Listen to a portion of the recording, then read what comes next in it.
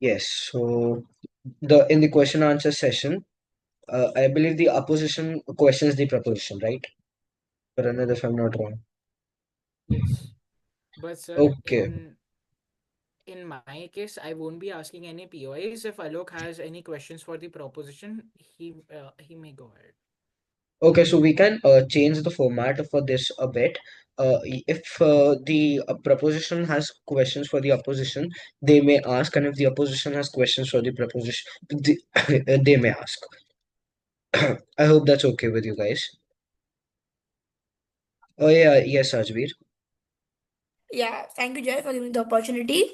So my question to opposition is that in many non-democratic countries, for example, Saudi Arabia, China, or North Korea, citizens clearly wish to vote for their for their elected representatives, but are blocked or restricted by their governments. If you oppose compulsory voting, are you not helping those rulers silence the very people who are desperate to be heard?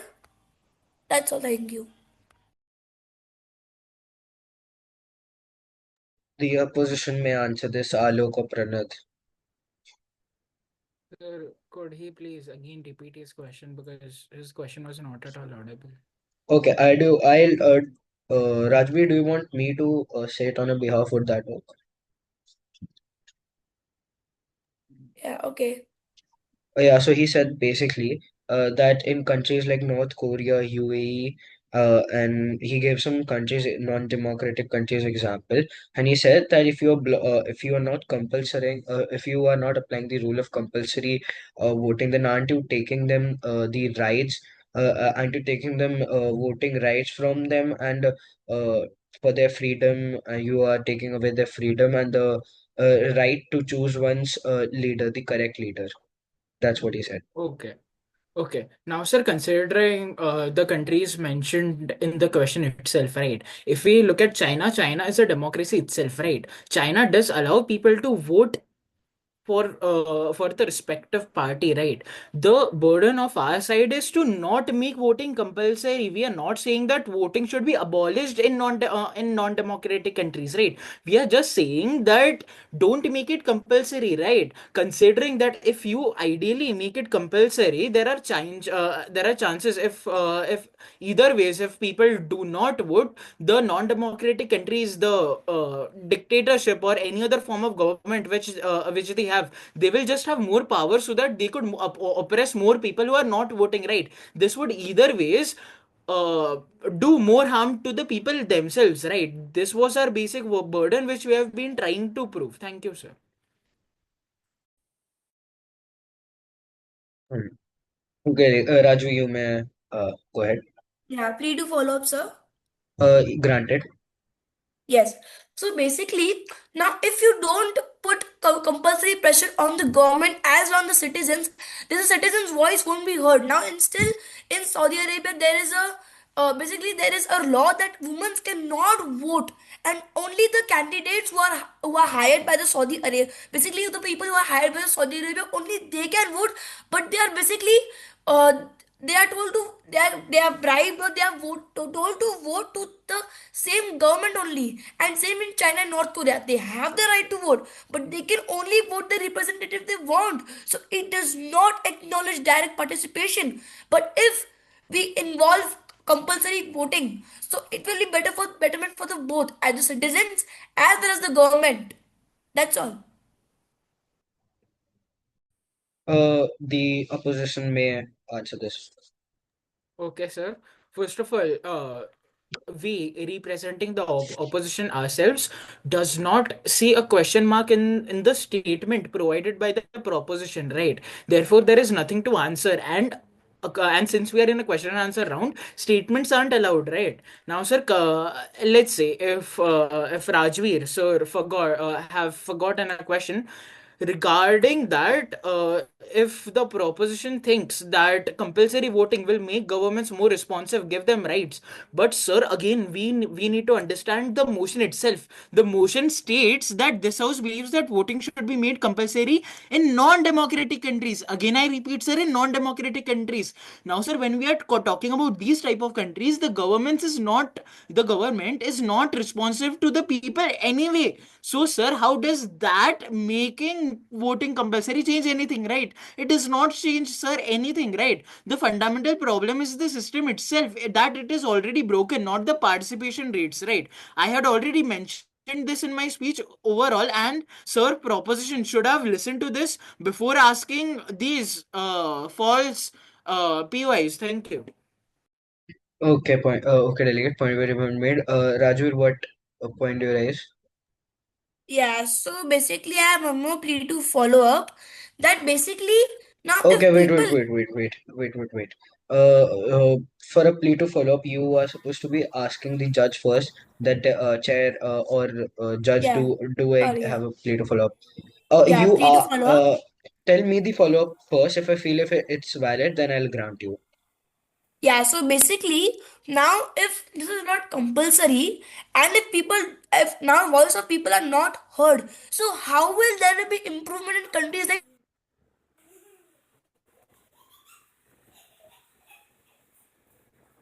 Because if we don't now, if you see in voting, there is one option that you can vote for none.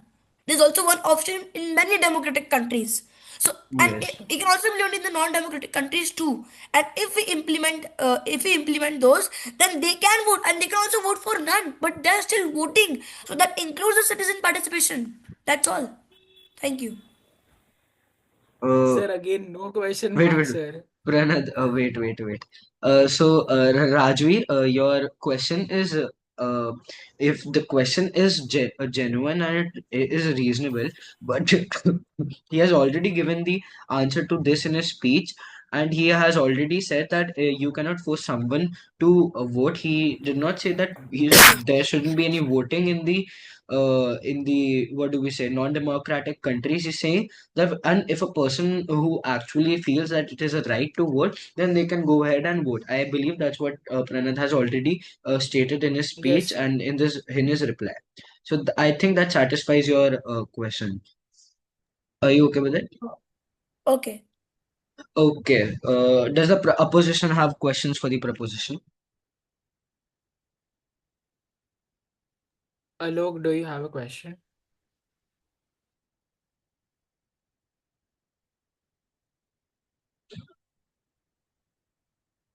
Okay, I believe he does not.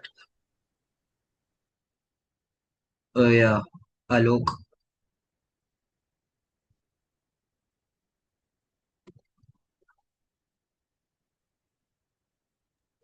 So yeah, doesn't forcing people to vote in a system that includes them risking enforcing government controls rather than challenging it? Um, Valid question, sir. can wait, can I look like I didn't hear him, so can you send it in the chat if Uh, that's Alok, can you send your question in the chat or can you repeat it so I'll tell it to him?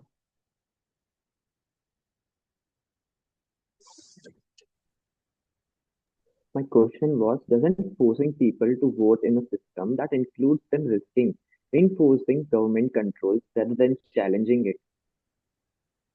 Shayan, did you hear the question? no? Can he please like maybe send it in the chat so I can Okay, Alok, could you put understand? that question in the chat? Thank you. Okay, I understand. Yes, please.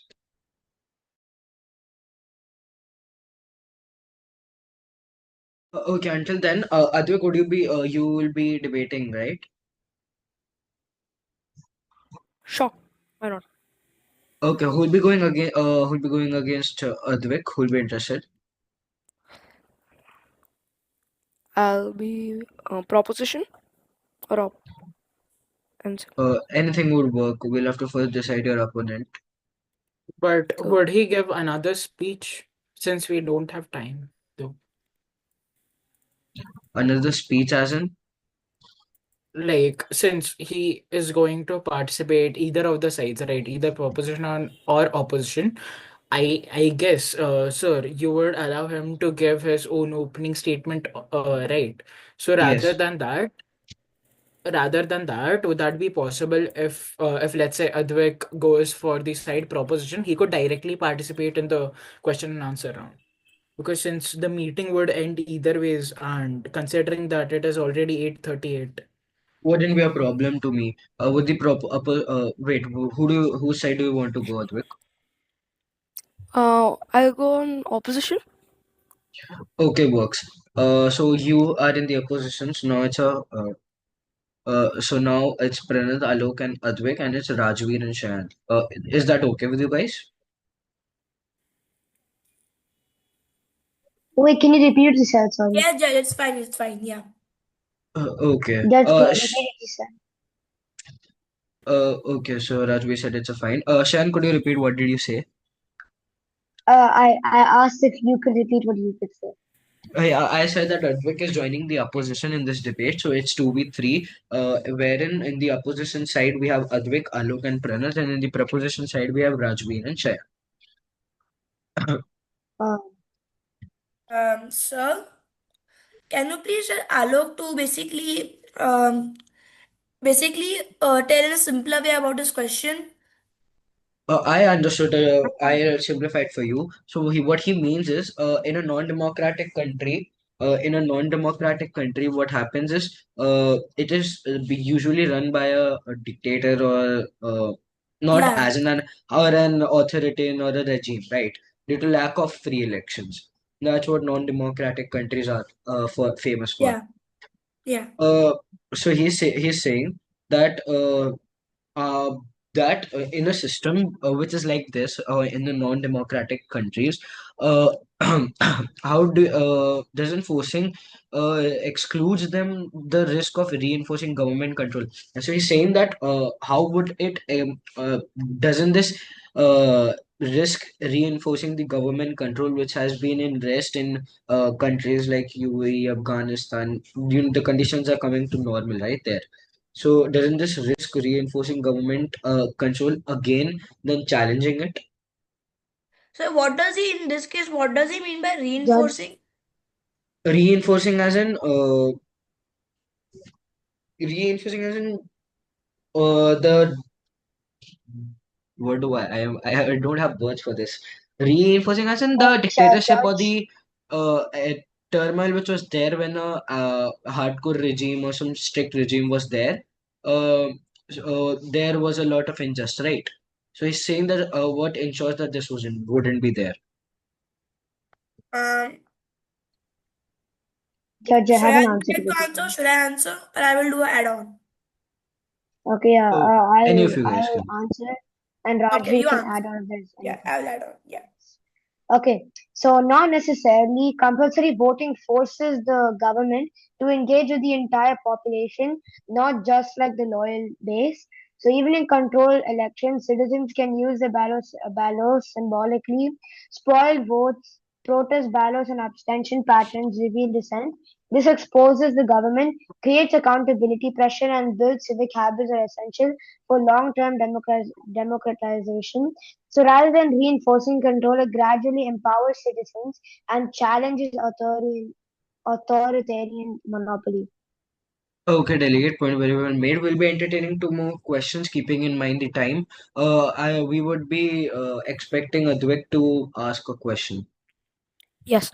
So my question to the proposition will be, Judge, uh, I can add on. Can I add on to the point?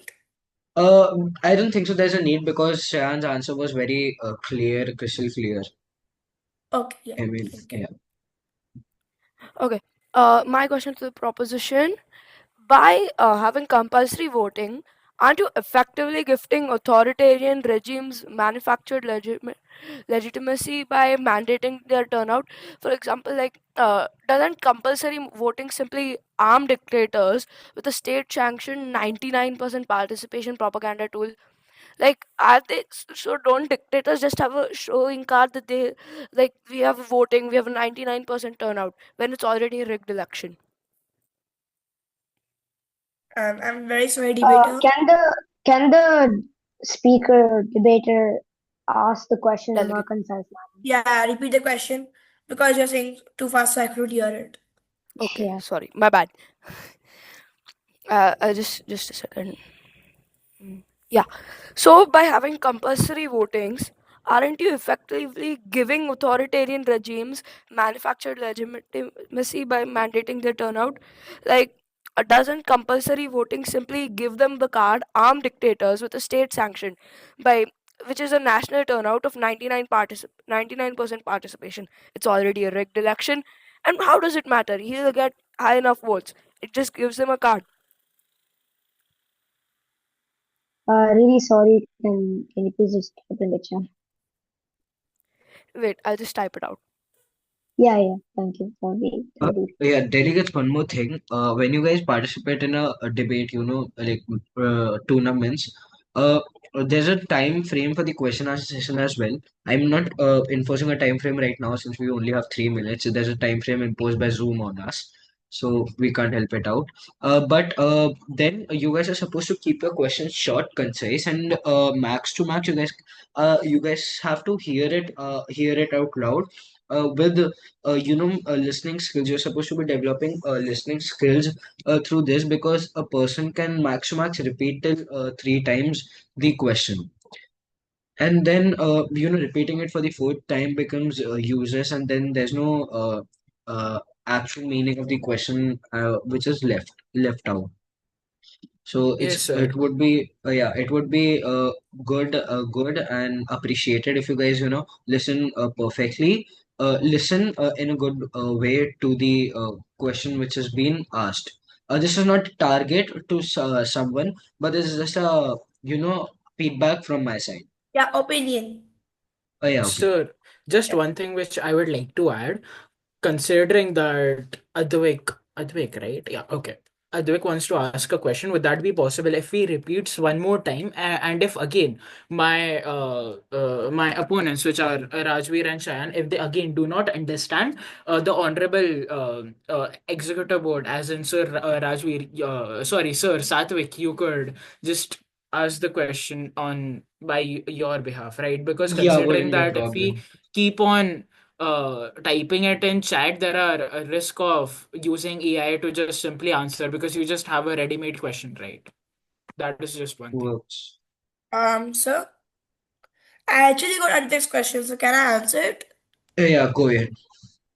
Yeah, so basically, in this case, armed dictators can have proper state sanction, but they need some proofs of the citizens. Because in this case, democracy does not mean about just voting about to a one elected representative and not putting enforcements on the people that to only vote to one elected representative and not the whole population to vote for one single representative. Like in North Korea, Kim Jong Un clearly mentioned in a statement that they are putting democracy, but they can they can only vote only for one single elected representative. That is Kim Jong Un and his party himself.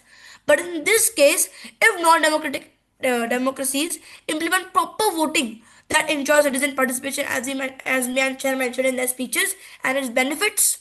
So basically, in this case, dictators can have their state sanctions, but at least the proper dictators can be appointed, ensuring fairness, accountability, and local ability. Okay, That's Rajveer, all. a point very well made. Noted. His answer was very crystal clear, so I hope you don't have a POI. Can you give the final verdict, please, instead of the time limit? Oh yeah, so the final verdict, the both of you guys did amazing, but the team which won is the Pranath and Alok's, because their solutions meant genuine, and I felt somewhere that you guys didn't have solutions mentioned.